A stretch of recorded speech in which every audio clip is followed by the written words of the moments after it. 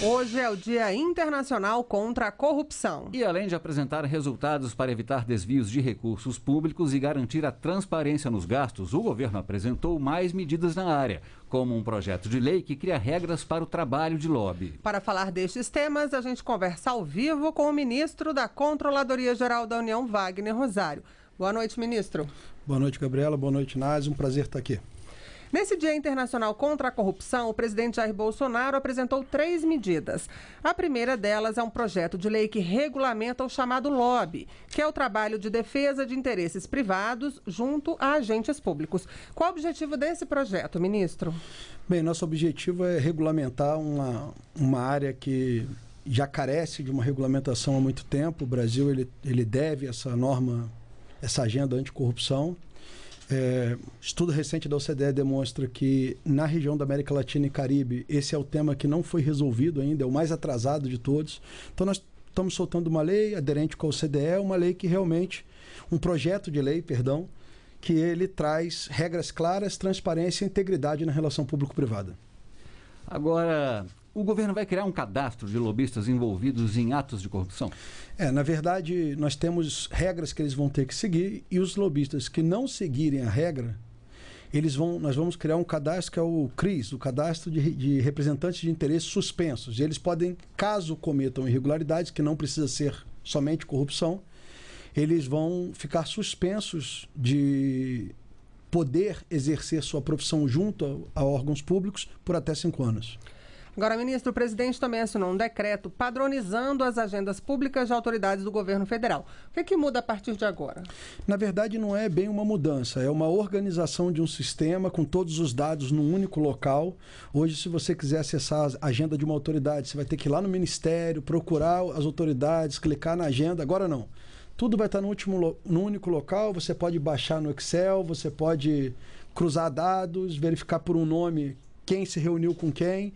Então é uma forma que o governo dá de transparência nessa relação público-privada para que qualquer cidadão possa acompanhar as agendas das autoridades públicas. Agora, outro decreto do presidente amplia a proteção aos denunciantes de corrupção. Que garantias essas pessoas terão do governo federal? Olha, nós já estamos trabalhando com essa temática há algum tempo, mas agora o que nós regulamentamos foi basicamente a parte de retaliação. Vamos supor que um servidor denuncia uma autoridade e, fruto dessa denúncia, ele sofre algum tipo de retaliação no trabalho. Então, o que nós regulamentamos foi evitar-se que o servidor, a partir do momento que ele realiza, ou qualquer cidadão, que ele realiza uma denúncia, ele sofra qualquer tipo de reação adversa. Então, nós estamos dando segurança total nesses nomes, regras claras para esse nome poder ser compartilhado com outras, mesmo que seja pela área de investigação, ele vai ficar totalmente restrito e isso dá uma segurança maior para que todos possam denunciar sem medo de sofrer nenhum tipo de crítica ou de perseguição. Ministro, com mais transparência e proteção aos denunciantes, o governo fecha algumas brechas que, de certa forma, facilitavam a atuação de corruptores? Sim, para que nós tenhamos uma ideia, nós fizemos uma pesquisa agora, com resultado no mês passado, com 22 mil respondentes, agentes públicos. Nós sentimos ali que tem pessoas que têm medo de denunciar ainda, porque eles não têm conhecimento das seguranças que existem para ele hoje. Então nós aumentamos essa segurança e agora temos um trabalho grande que é divulgar isso em todos os órgãos para que os servidores saibam disso, para que a sociedade saiba disso, para que ela possa atuar. E sempre eu falo que denunciem com responsabilidade, sem a ideia de prejudicar ninguém, ou seja, com dados que realmente sejam irregulares para que a gente possa apurar. Bem, nós estamos entrevistando o ministro da Controladoria Geral da União, Wagner Rosário. Ministro, as medidas adotadas pelo governo estão alinhadas com o padrão internacional de combate à corrupção? Completamente alinhadas. Hoje a gente não traz uma norma para dentro do país sem ser uma norma aderente a todas as recomendações, inclusive o nosso plano de corrupção, ele está, boa parte dele, alinhado com as recomendações dos acompanhamentos das convenções internacionais, em especial a Convenção da ONU, da OCDE e da OEA. Agora, ministro, a partir de uma denúncia contra um agente público, como é que é feito o trabalho de apuração da CGU? O funcionário é imediatamente afastado? Como é que funciona esse processo? Bem, esse é mais um lançamento que nós fizemos hoje, né? Nós anunciamos, já fizemos há mais de um mês, que é o Faro. É um aprendizado de máquina que nós desenvolvemos a partir da análise dos servidores. Hoje a máquina consegue analisar as denúncias e quem tem risco baixo, ou seja, as denúncias estão mal instruídas e a máquina detecta isso já, isso já é arquivado e respondido ao denunciante. Olha, você tem que complementar. Então, 30% das denúncias já vão embora sim. As que vão realmente serem analisadas, a gente inicia uma checagem desses dados. Se esses dados não baterem com a realidade, a gente também já arquiva. Se baterem, a gente segue para uma área de investigação. Caso siga para a área de investigação e nós verificarmos que o servidor a ser investigado, ele pode influenciar na investigação, destruir provas, travar a investigação por ele ser chefe de uma área e evitar e causar algum problema, nesse caso ele pode ser afastado por até 60 dias. Caso ele não cause nenhum problema, não há necessidade de afastamento e nós prosseguimos na investigação. Terminada a investigação, caso se comprove as irregularidades, ele responde um processo administrativo disciplinar e o que pode chegar até a demissão do servidor. E quantos servidores públicos já foram demitidos nessa gestão? O senhor considera que é um número alto? Olha, a gestão que eu tenho desse ano o número. 445 servidores foram demitidos esse ano e já somamos mais de 8 mil desde a criação do nosso sistema de correição do Poder Executivo Federal. Então, é um número significativo. Nós nunca gostamos de demitir servidores, mas, infelizmente, existe uma lei, existem regras que têm que ser cumpridas e quem descumpre a lei vai responder e vai pagar com as consequências que a lei determina. Ministro, como é que tem sido o trabalho dos acordos de leniência, quando as empresas admitem que estão envolvidas em irregularidades em troca do abrandamento da pena? Eles estão andando bem, né?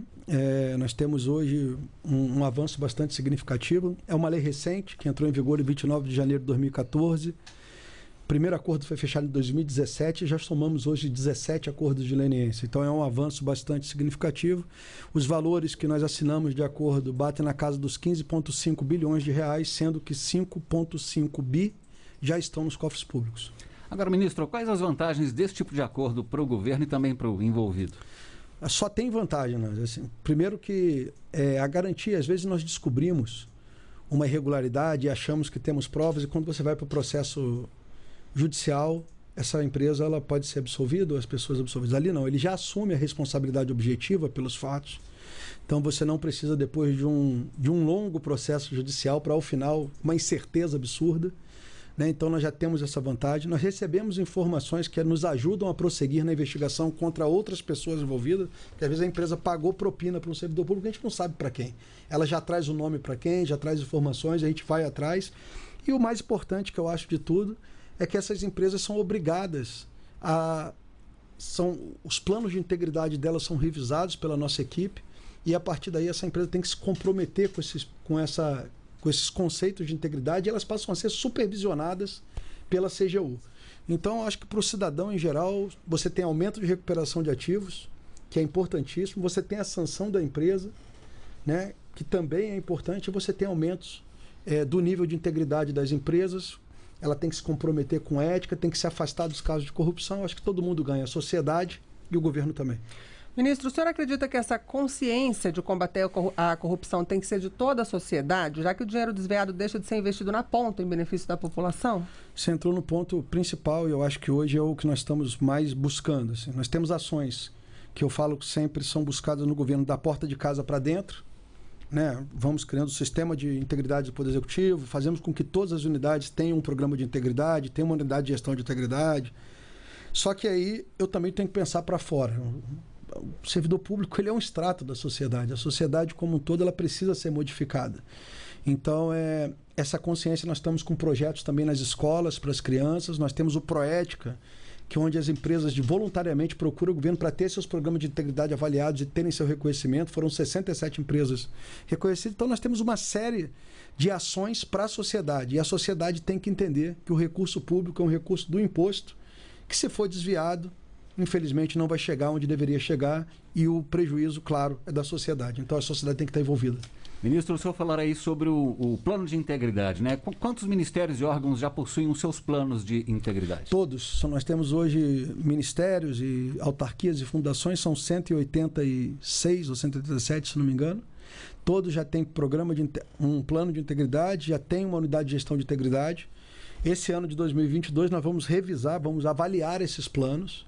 E mais, hoje a OCDE lançou os indicadores de integridade baseado no conselho. Nós contratamos a OCDE para fazer a avaliação do nosso, para ver se está aderente. Com base nesses indicadores que eles criaram, nós lançamos hoje, era 7h30 da manhã, nós vamos utilizar esses indicadores também para fazer com que o governo federal todo seja aderente a esses indicadores. Eu tenho certeza que vai ser um grande passo do governo federal para combate à corrupção. O senhor pode explicar para o nosso ouvinte o que é esse plano de integridade? O programa de integridade são um conjunto de medidas que visam detectar, sancionar e prevenir casos de corrupção. Então, para o cidadão entender bem, imagina só, eu tenho que ter uma estrutura montada em que, se alguém cometer um ato de corrupção, eu tenho mecanismos para detectar. Detectando, eu tenho que sancionar, porque a impunidade nós sabemos que ela estimula a corrupção, mas só isso não basta. Nós temos que ter a capacidade de entender onde ocorreram os erros, por que foi desviado, e a partir dali criar controles para evitar que isso se repita. Então é um processo de avaliação e monitoramento constante,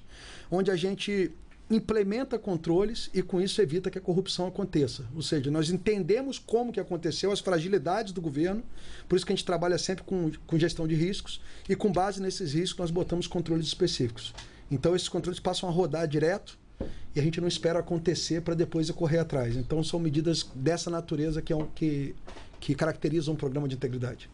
O senhor falou aí sobre o Proética, né, que reconheceu aí 67 empresas que estão aí adotando medidas de integridade, né? O interesse dessas empresas por ações desse tipo vem aumentando?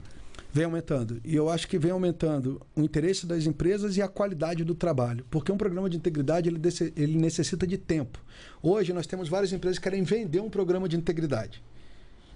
Não serve para nada. Um código de conduta, um canal de denúncia, controle já previamente preparados. Você tem que conhecer do seu negócio, saber onde estão os riscos para poder implementar um plano efetivo. Então nós tivemos um crescimento significativo. A última edição do Proética nós tivemos 25, 26 empresas aprovadas e pulamos agora para 67. Por quê? Porque várias empresas estavam batendo na trave. Com mais 2 anos de trabalho, elas conseguiram criar maturidade, já conseguem provar que elas criaram um canal de denúncia e quem denuncia tem resultado. Então, porque a gente não analisa só se existe o canal de denúncia, a gente verifica assim, quantas denúncias entraram, quais foram as consequências dessa denúncia. Então, tudo isso é analisado. O tempo traz essa possibilidade de maturidade. Então, eu acho que o que está tendo é um avanço de maturidade dessas empresas. Isso é bom para o país. Ministro, a gente está chegando aqui ao final do ano. E qual é o balanço da CGU em termos de combate à corrupção e recursos devolvidos aos cofres públicos? Olha, eu acho que nós evoluímos muito. A gente não falava em recuperar bilhões em recursos. O nosso trabalho de auditoria, não estou falando aqui de corrupção, a gente detecta que uma licitação não deveria estar sendo realizada porque já existe outra licitação, ou verifica que aquela licitação está comprando mais do que deveria, ou verifica que um pagamento de um benefício ele está com alguns equívocos que podem pagar pessoas de forma equivocada. Então, para que se tenha uma ideia, só no ano de 2021 nós atingimos de benefícios financeiros, é o que nós chamamos desses trabalhos, ou seja, cada um que a gente evita o gasto, nós atingimos 16,8 bilhões de reais. Somando os últimos 10 anos da CGU, de 2012 até hoje, são 77 bilhões de reais que nós evitamos que saíssem dos cofres públicos. A CGU custa para o Estado 1 bilhão por ano. Então, nos 10 anos, nós nos pagamos aí mais de 70 vezes. E esse é o espírito. Os acordos de leniência já recuperaram 5 bilhões. Já aplicamos em multa só esse ano, com base na Lei 284.6, 208 milhões. Então, isso é um trabalho constante e eu acho que cada vez mais aprimoramos a nossa capacidade de recuperar recursos e também de melhorar a gestão pública. Ministro, para a gente encerrar, quais são as metas aí para o ano que vem? Olha, nossas metas, nós temos um plano anticorrupção aprovado no ano passado, entregamos 60 ações, né? Batemos 60 ações hoje, um ano de plano, de 9 de dezembro de 2020 até 9 de dezembro de 2021. Nós temos mais umas 40 a 50 a entregar até o ano que vem. Trabalho árduo, porque vai ser o último ano do governo, nós temos que entregar, mas nós sempre trabalhamos, independente de governos, trabalhamos como um órgão de Estado. Então, nossas metas não são vinculadas a governo, no tanto que esse plano vai até 2025. Então, ano que vem, nossa meta é entregar todas as ações que nós temos que entregar em relação ao plano de corrupção, tentar manter esse nível de benefícios financeiros na casa de 15 a 20 bilhões e ajudar o governo federal, que é o nosso grande papel, a evitar desperdício de dinheiro público e evitar que a corrupção tome conta do governo. Essas são nossas metas para o ano de 2022. Tá joia. Ministro da Controladoria Geral da União, Wagner Rosário, muito obrigada pela entrevista à Voz do Brasil. Obrigado, Gabriela. Obrigado, Nádia. Sempre um prazer estar aqui. Em breve estaremos de volta.